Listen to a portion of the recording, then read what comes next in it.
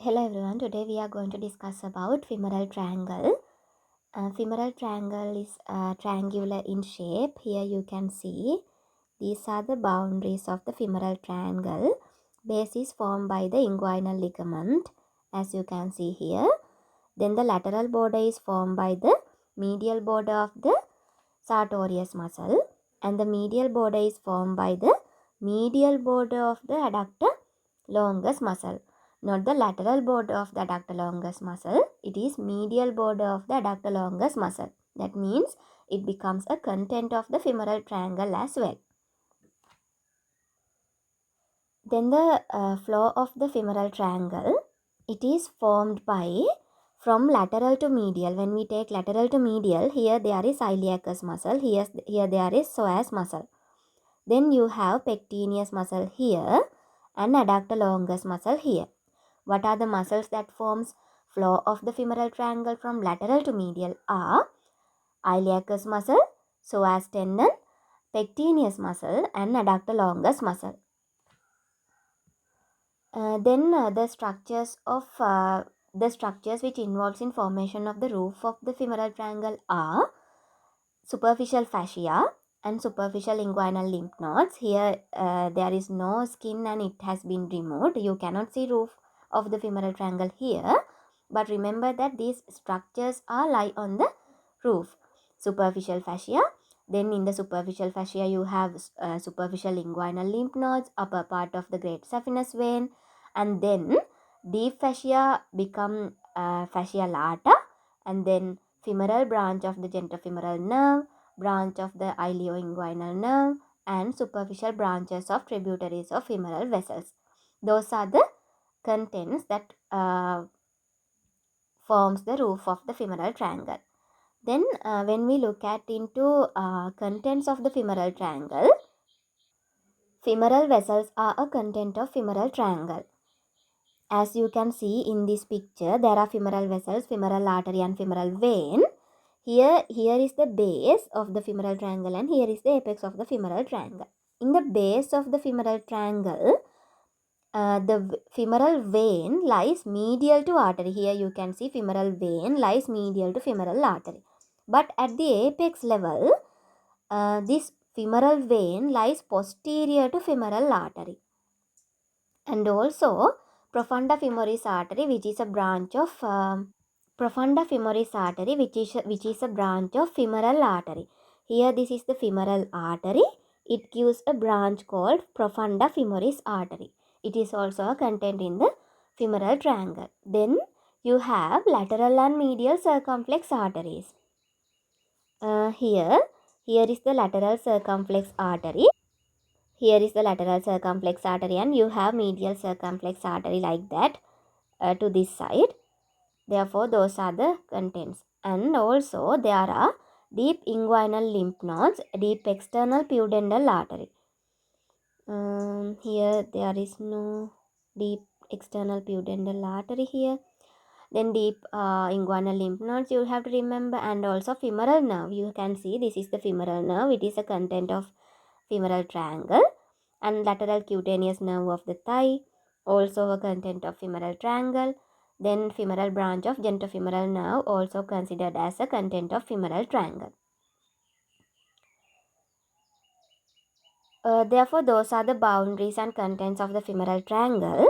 When we look at into clinical correlations of femoral triangle, if there is a lump arise from the femoral triangle, we have to suspect several differential diagnosis or several aspects, because there are several contents in the femoral triangle.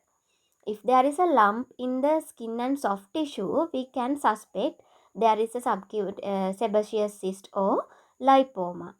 If there is a lump arises deeply, that can occur from vein, artery or nerve, as well as from the psoas sheath.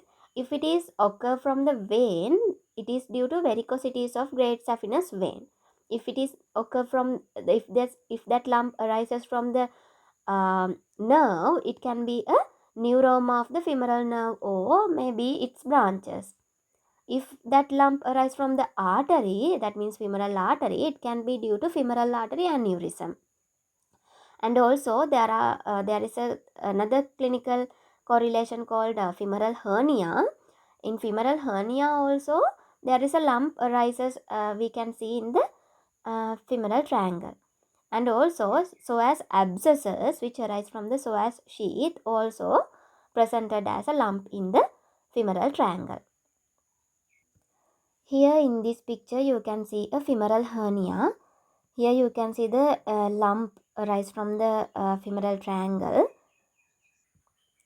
Here from this picture, let's talk about the femoral canal before going into detail about femoral hernia. Here you can see, here this is the femoral canal. Here this is the femoral canal. This is the femoral vein, femoral artery. And here you can see green color boundary here.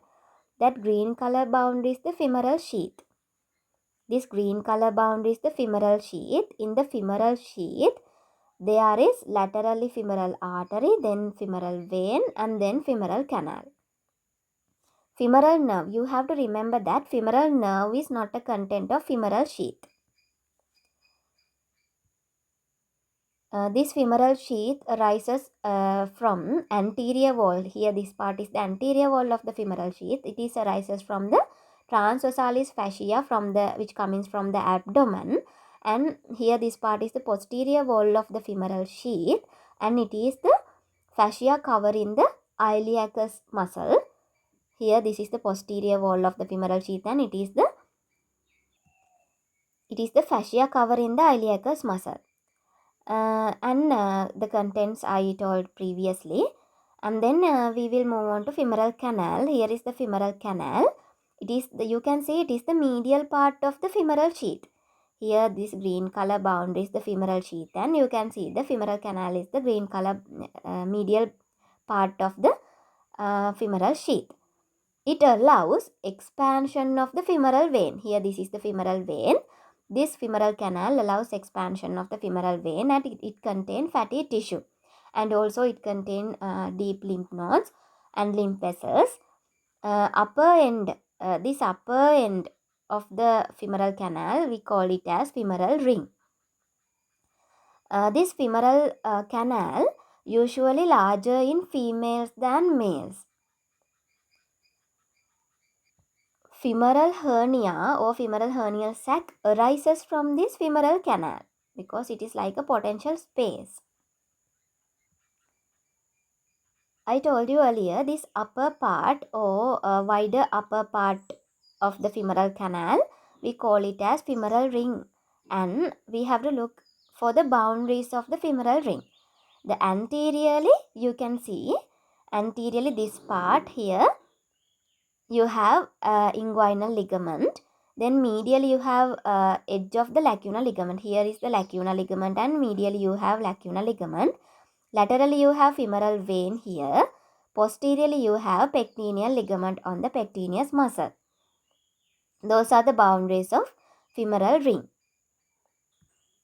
Here you can see, here this is a femoral hernia and this is a inguinal hernia. You have to differentiate where is the inguinal hernia and where is the femoral hernia arises. Usually this femoral hernia arises from the femoral canal because it is a potential space which has a weakened wall. It is never due to congenital sac. These are MCQ points. And femoral hernia arises not due to congenital sac. Therefore, it is not found in newborns and it is occur rarely in children. But I told you earlier, femoral canal is larger in females than males. Therefore, femoral hernia is more common in female than males. Hope you guys gain some knowledge about femoral triangle, femoral canal and femoral hernia. And thank you for watching.